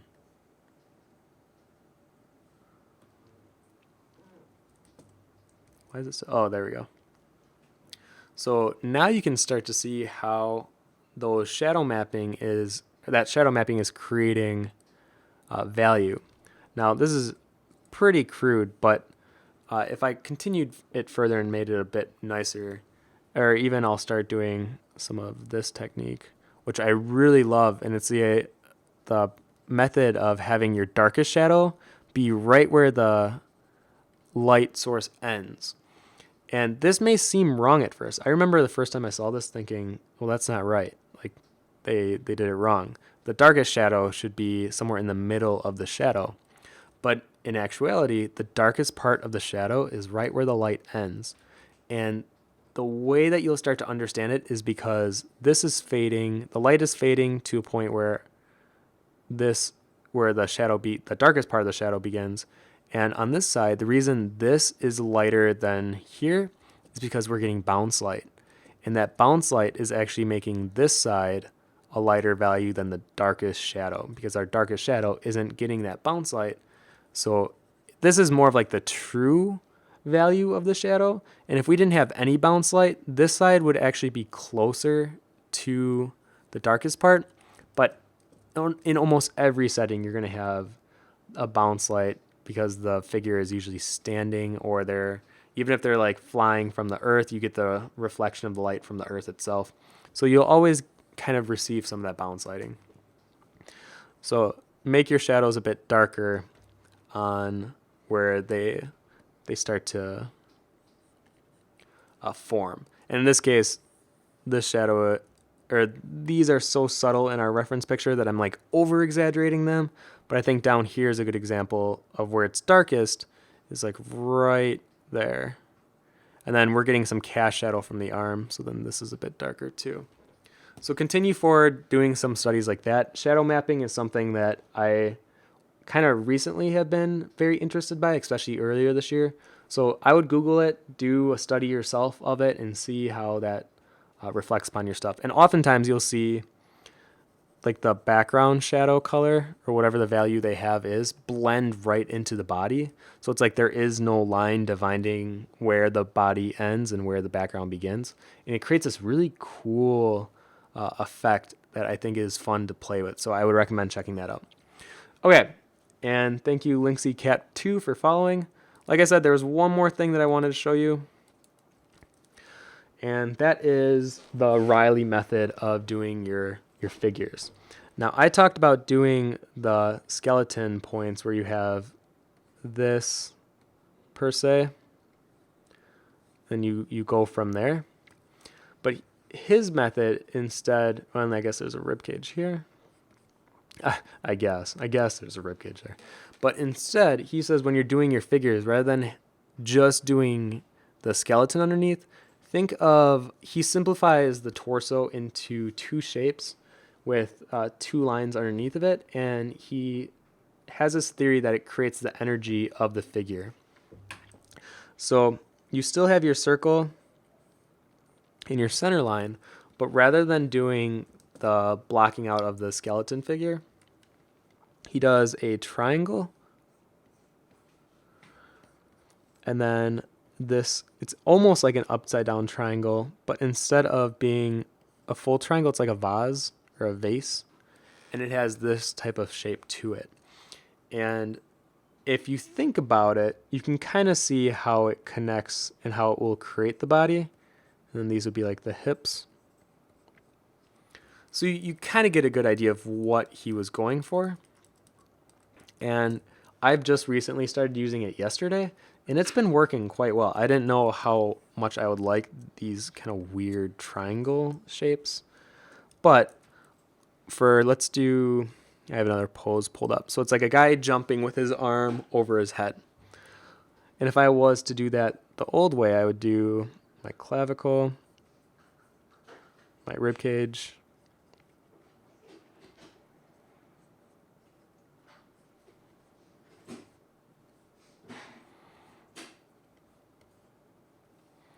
like that. Spinal cord, then the arm is going right on top of his head. So I would be blocking things out. And admittedly, this is why I think some of my stuff lended to being more stiff, is because I'm blocking things out with all these like short, straight lines. And something else I learned from a con recently was, she was a younger girl, and she told me that the human body has no straight lines. And it really changed the way I looked at the human body and the form, and like purposely adding little curves throughout, because she was right. The human body doesn't have any perfect straight lines. So this was the old way of doing it. I'll put old. And the new way in which he recommends, let me do it with a different color here. So he says, well, one, look at the action. So I got this guy jumping. And like I said, I'm still figuring out motion lines to the best of my ability. So we got a lot of this motion going on. So you got kind of a backward S curve. And if you've done life drawings, life drawing classes before, you've probably been taught about the S curve or the C curve and why they're important. But in this case, we got a backwards S. So then from here, I would put in my head, and then I would put in the triangle, which looks like this. And then that kind of vase-y shape. And then it would connect to that hip bone, and this one would connect to that hip. So I guess I should have said, yeah, usually these have connecting points, but you don't have to draw them every time. So then from here, you would go in and you would kind of fill in the body. And like I said, I would always just over-exaggerate these forms, especially like legs. I feel like legs are oversimplified. And I guess as a really, really fast last quick tip, for your legs, do not do straight legs all the way down. It's like the furthest thing from what legs actually are. If anything, and same with the side of the hip, these two bones create dents on the side of your body. So especially for males, don't do this rounded thing into the legs. Instead, really accentuate the two hip bones, and you'll see it. If you really look at the male body, especially the form around that area, you'll see the bumps. Anyways, on the inside of the leg, instead of it being a straight line, in actuality, it's more of a dip, because then we have this muscle that goes right over like that. So then we have this really big dip. In some people, it's more subtle, but I almost purposely exaggerate it. And then it goes around, and we have all the bone and ligament here. There's actually another one there. There's one on the side. And then our calf muscle on this side that we see on this side comes out again, does something like that, and then goes back down into the foot. And then we have like the calf bone. But what I'm trying to say is there are two very distinct points that the muscles curve into one another. And I feel like that's always underrepresented. And it becomes more of like this weird straight line where then like here's the knee and then it goes straight down. And I'm not saying it has to be as swoopy and flowy as this, but I still think even if it was subtle, so let me turn down how flowy and exaggerated it is. Let me turn it down quite a bit, actually. You get something like that, and if I turn off those muscle structures, you can see how there's just so much more interest in those little nuances than there were before. And I think that's why as I was doing this upper leg, I was like, oh man, as I'm going to draw this area, it really should be more indented. I was not even following my own advice just there. And then go back in. We got a bigger calf muscle. It's holding our body up. So I'm going to continue pushing myself to work more boxy. I feel like I'm very acquainted to doing smooth circular lines. But if there's anything I can take from Proco and watching a lot of Cynics now, is try to have more boxy lines and reduce the forms into something more angular rather than something more spherical.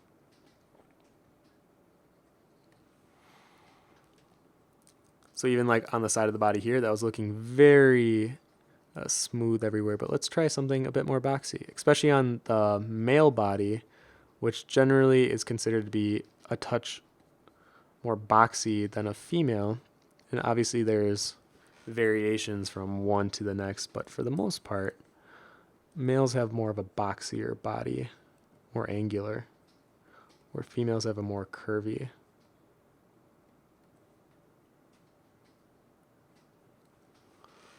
Like that. And then eventually when you take, or you could, on digital, you usually just have it on a separate layer, but all the stuff on the inside, you just erase.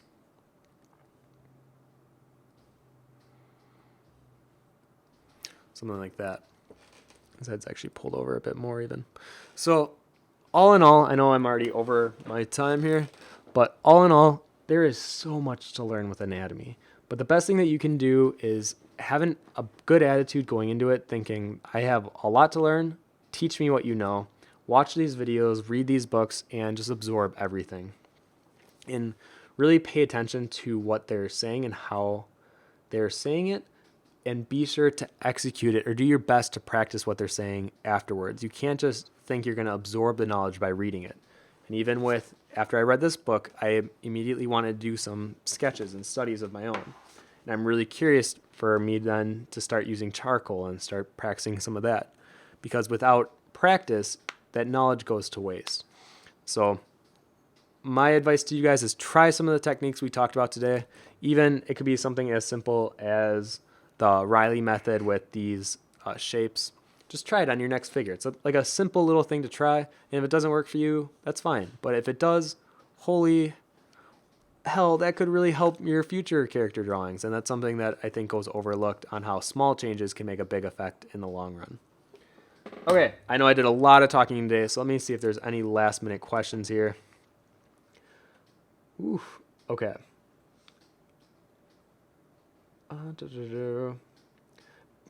Bass animation. or I keep saying Bass Base, says, I remember you said you were considering getting an iPad Pro for sketching. If you got one, how do you like it? I did. I've been doing a lot of sketching on it. Actually, I've been doing a lot of my figure study sketching on it recently. I love it, and I feel like I'm busy doing some other things, which you'll see in October.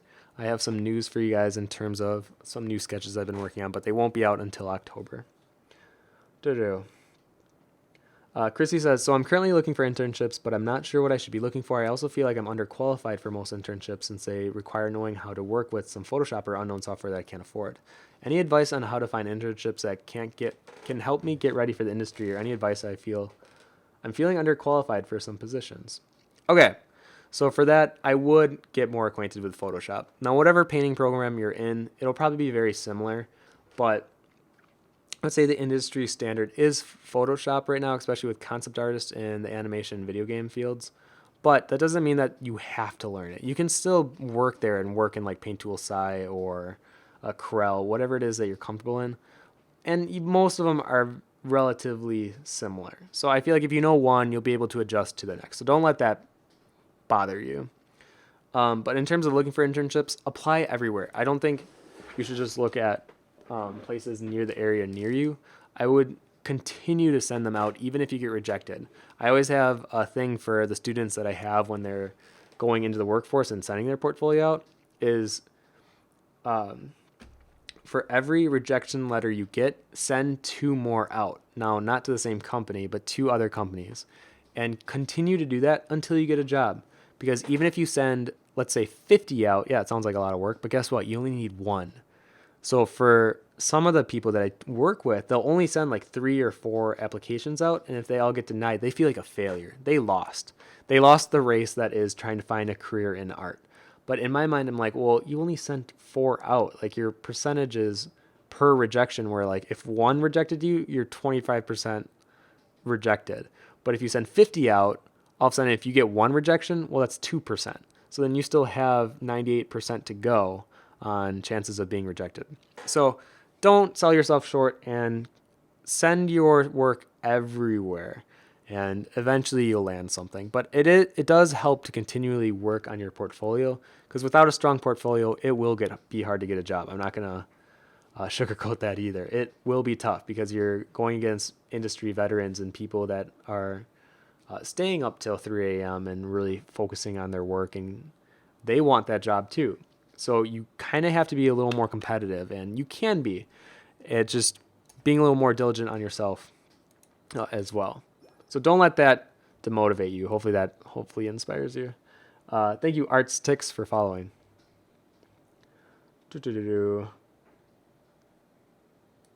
And lastly, Michelle, I think that is 7, says, what books do you recommend for anatomy?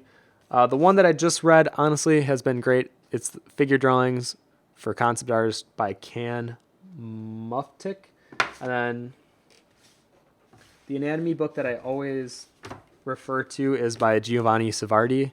It's Drawing Human Anatomy. And the reason I like it is because he uses kind of a thinner, dilapidated looking or depreciated looking person. And he really has a focus on the subtleties within the arm, the veining, the tendons. So I'm not a big fan of the superhero anatomy books just because I think they give a bloated, round gesture to just muscles. And they don't really show realistic looking bodies. Unless if you're going to be a comic book artist for these type of comic books, I don't find those books very useful. And I think for most concept artists in the industry, they're drawing characters that you see in these video games or in movies where they have, maybe they have some muscle and strength to them, but they also have some other features that define within the other areas like veining or the tendon work. So I think books that have models that aren't quite as puffy looking, I think those are really helpful. Okay, I think that's all I got. Thank you guys for staying with me for 2 hours here.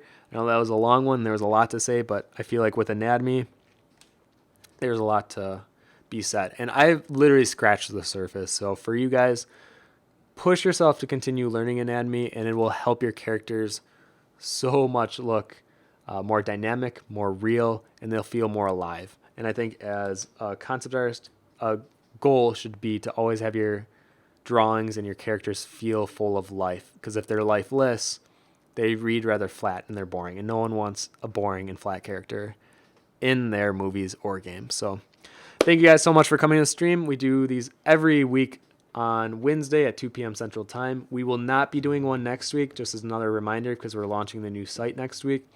But I will be coming back the week after, and we'll go over some new things. So if any of you were wondering about the recommended books that I've been talking about, or any of the YouTube videos that I've been watching, I'll post them in the community post for this specific stream, which you can find below under the join the community link.